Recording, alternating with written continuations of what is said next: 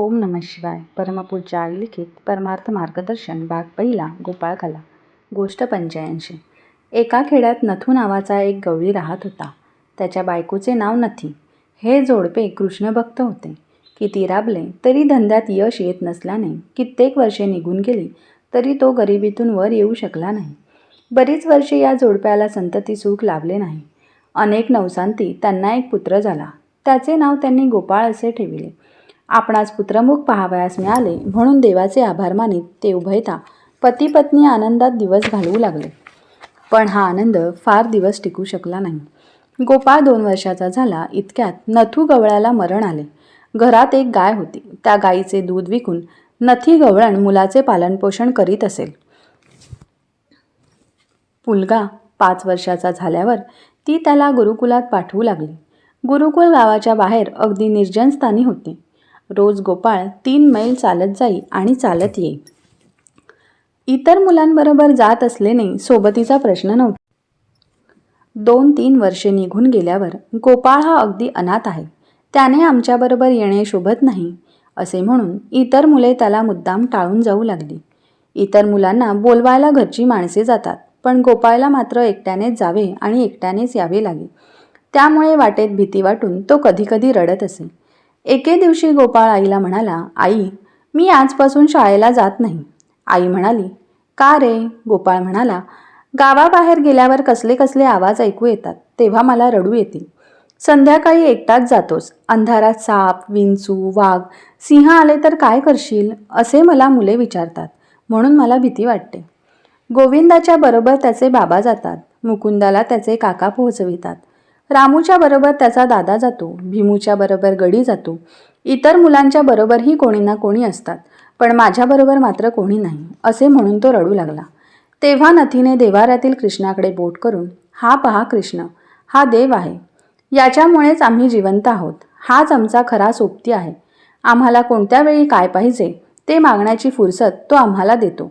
तेव्हा तुला सोबत पाहिजे तर तो तुझी सोबत करेल असे सांगितले.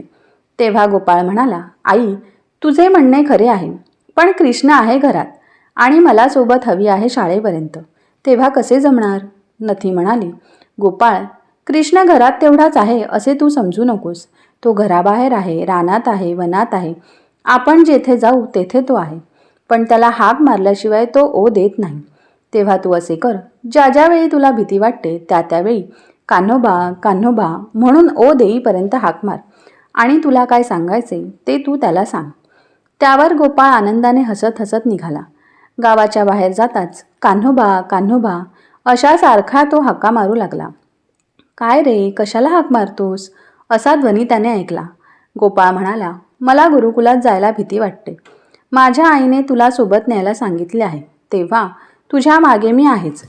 तू जायला सुरुवात कर असा पुन्हा ध्वनी ऐकू आला. त्यावर गोपाळ थोडासा पुढे गेला. मागे वळून पाहतो तर त्याला कोणीच दिसेना, म्हणून त्याने पुन्हा कान्होबा कान्होबा अशा हाका मारल्या. तेव्हा काय रे, पुन्हा का हाका मारतोस असा ध्वनी ऐकू आला. गोपाळ म्हणाला, तू माझ्या मागे आहेस म्हणतोस, पण मला दिसतच नाहीस. तू माझी सोबत करतोस हे कशावरून समजायचे? त्यावर तुला खात्री पडण्याकरिता मी मुरली वाजवितो, मग तर झाले ना. त्यानंतर त्याला मुरलीनाद ऐकू आला. त्यासमी गोपाळला धीर आला. लगेच तो भराभर पावले टाकीत जाऊ लागला. रोजच्यापेक्षाही त्या दिवशी तो गुरुकुलात लवकर पोहोचला. इतर मुले कोणीच आली नव्हती. त्यामुळे आज कान्होबाच्या सोबतीने मी पहिला नंबर मारला अशा विचाराने गोपाळला धन्यता वाटली. संध्याकाळी परत येते वेळी गोपाळने कान्होबाला हाक मारली. तेव्हा त्याला मुरलीनाद ऐकू आला. कान्होबा आपल्या पाठीशी आहे म्हणून हसत उड्या मारीत गोपाळ घरी आला. हातपाय धुवून देव्हारातल्या कान्होबाला त्याने नमस्कार केला आणि आई आई म्हणून हाक मारू लागला. नथी गाईची धार काढायला गेली होती. ती घरात आली तोच गोपाळने तिला कडकडून मिठी मारली आणि आई, अगं आई, आज की नाही त्या कान्होबाने माझी सोबत केली. खरोखर तो फार चांगला आहे, पण अद्याप मी त्याला डोळ्याने पाहिले नाही. किती छान पावा वाजवितो ग तो. मला तो दिसला नाही. दिसायला पाहिजे तर मी काय करू? तेव्हा एक दिवस काहीतरी त्याच्यासाठी मी खाऊ देईन, तो तू त्याला दे. ते घ्यायला तो येईल तेव्हा तुला दिसेल असे सांगून नथीने त्याचे समाधान केले. गोपाळ रोज गुरुकुलात जात असता भीती वाटली की तो कान्होबाला हाक मारी आणि कान्होबा त्याची सोबत करी. असे कित्येक दिवस घडले. एक दिवस गोपाळ आईला म्हणाला, कान्होबासाठी खाऊ कधी देणार? नथीने उद्या देईन हं, असे त्यास सांगितले. त्यावर तिने मातीच्या एका छोट्याशा मोग्यात गाईचे दूध विरजण लावले. सकाळी गोपाळ गुरुकुलात जाण्यास जेव्हा निघाला तेव्हा नथीने हा घे कान्होबाचा खाऊ असे म्हणून गोपाळच्या हातात दह्याचा मोगा दिला. रोजच्या जागी गेल्यावर तो कान्होबाला हाका मारू लागला. बऱ्याच हाका मारल्या तरी कान्होबा ओ देईना. गोपाळाला रडू कोसळले. कान्होबा, माझ्या आईने तुला खाऊ दिला आहे, हा घे. तुला दिल्याशिवाय मी पुढे जाणार नाही, असे तो कळवळून सांगू लागला. तोच कान्होबा धावत आला आणि गोपाळच्या हातातला मोगा त्याने घेतला. कान्होबाला पाहताच गोपाळने त्यास कडकडून मिठी मारली आणि तो म्हणाला, कान्होबा, तू किती चांगला आहेस रे. मी अगदी गरीब असून सुद्धा तू माझी सोबत करतोस. एकदा पावा वाजव पाहू, मला वाजवायला शिकवशील काय? कान्होबा म्हणाला.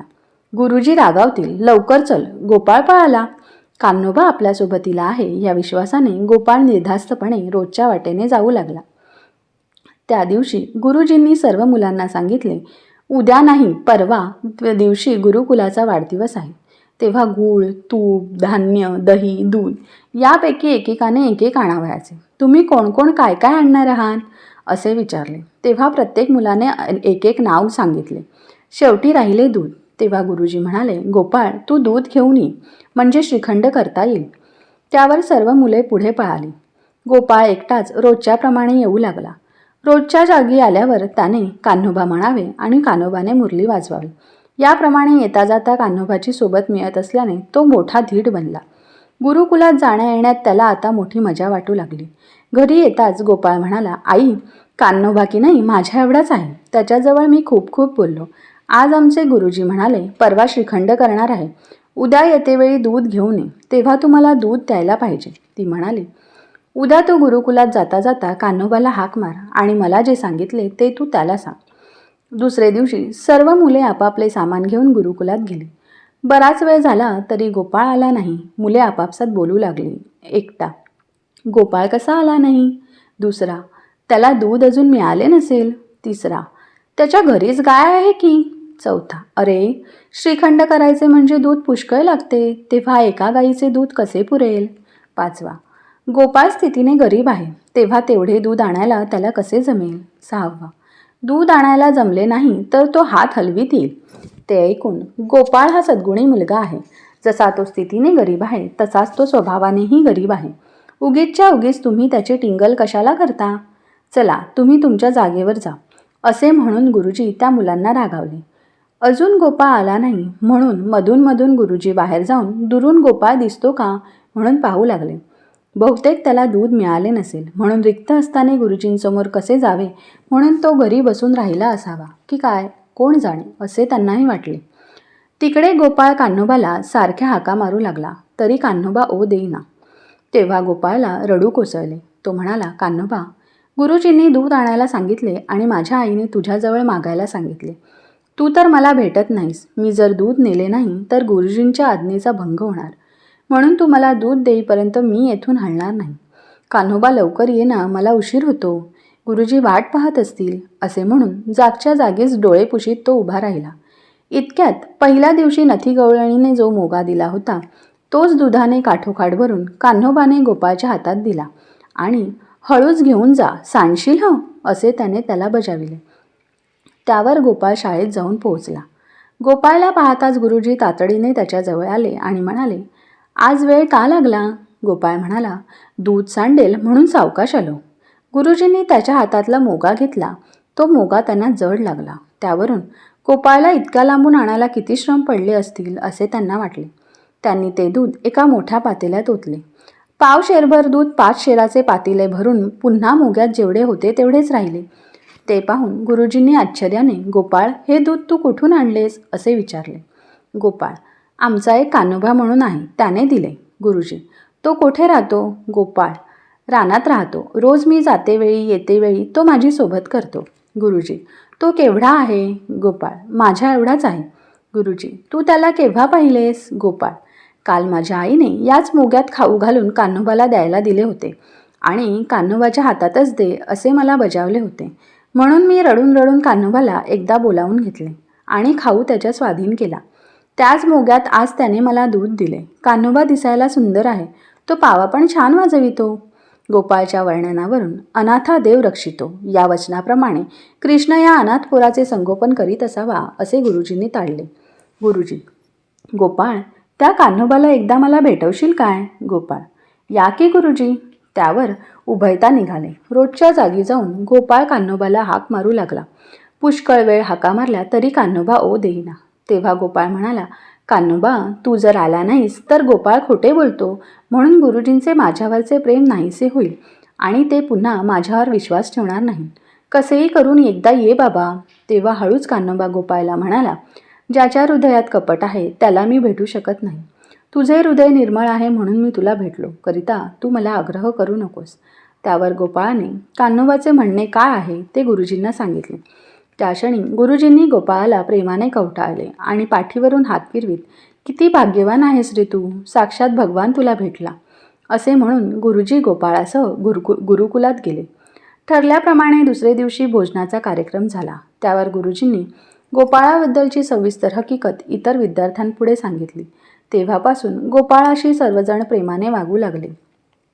श्री गोपाळ कृष्ण महाराज की जय.